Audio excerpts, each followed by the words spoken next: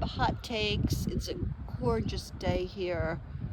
Like 70 degrees, feels like spring. Well, it is spring. And this is the tree that reminds me of my father. We had sycamores growing up.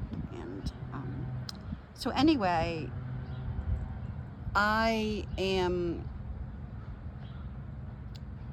gonna have a story about my dead cat, Kelsey, and she's gonna help me manifest the contact for my TV series,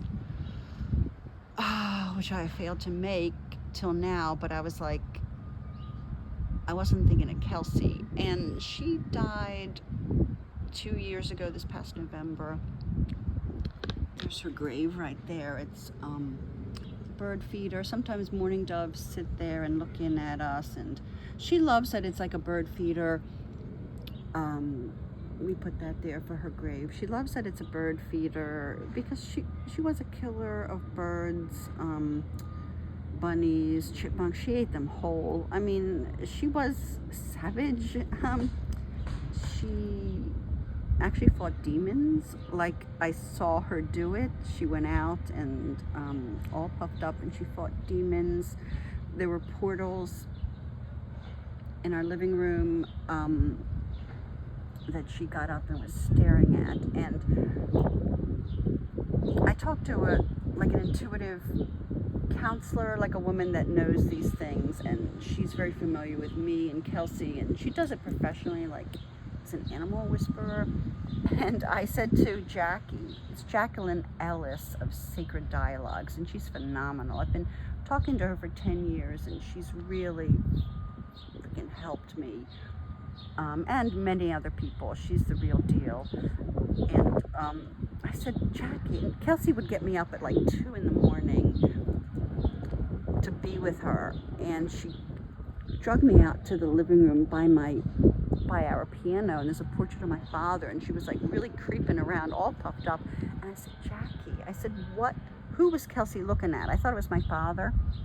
And she said, not who, Linda, what? And she said that Kelsey was seeing like this portal into like the vortex of the universe, and Kelsey could do stuff like that. And I saw her do a trick her last year of her life. She was an old cat, and she had like heart disease and kidney problems and cystitis because she channeled multiple things from multiple lifetimes.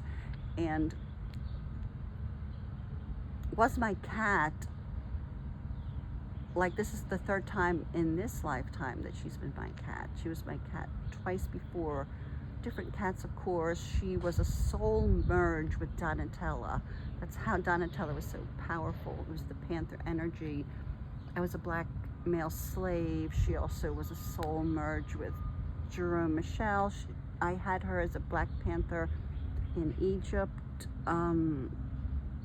I was Sally on the bayou. I was pretty voodoo, and she was my Black Panther then too. So she's my familiar. I am a witch. Kelsey is a familiar, and Jackie says that Kelsey can see her past lives. She said very unusual for a cat, and is helping me with my project. And she was badass. Not that sweet. She said sweet, but not that sweet.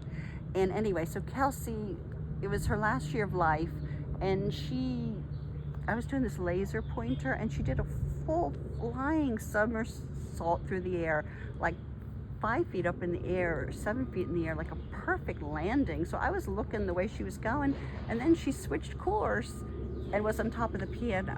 I'm like, how the fuck did she do that? So that was Kelsey. She was magic. She's a shaman. She's helping with my project. So I was talking to Jackie, and what we've been talking about is I'm trying to reach Stephen Knight, who did Peaky Blinders. Oh God, I hear people on the other side of the fence. That's a synchronicity. There's men over there. There's a lot of men around here. Like I'm manifesting men. But anyway, so I'm going to speak the other way.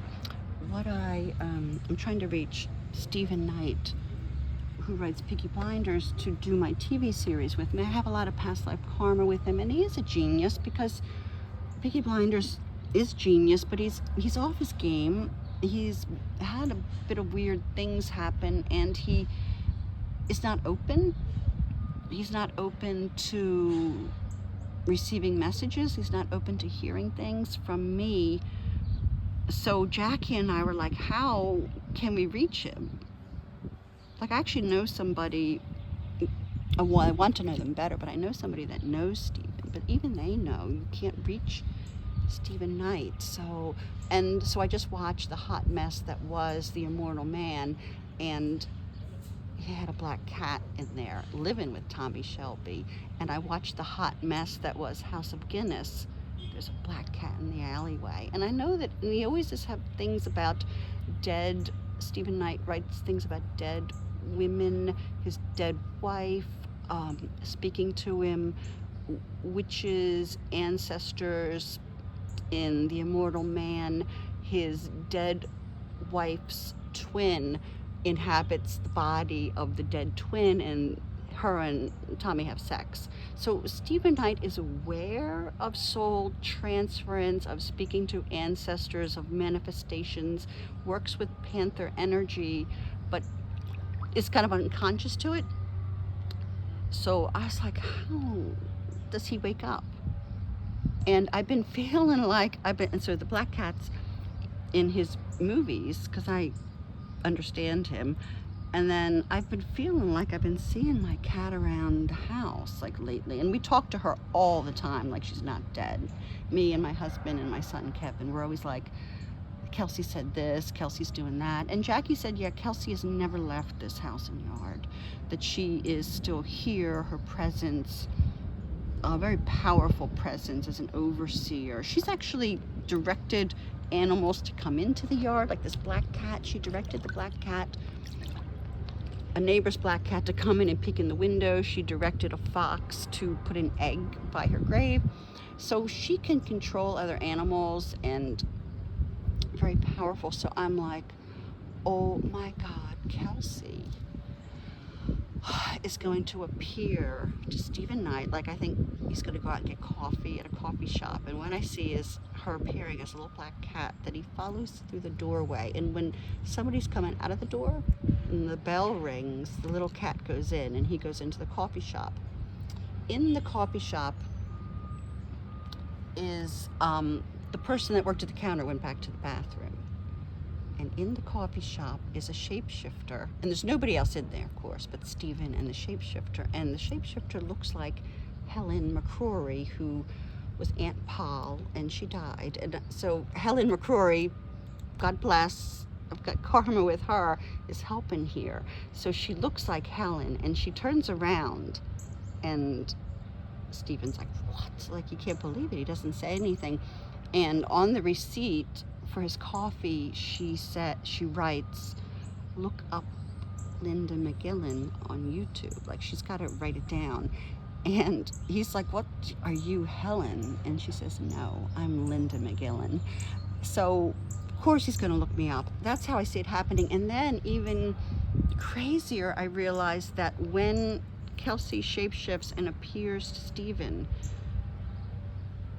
that she appears to me.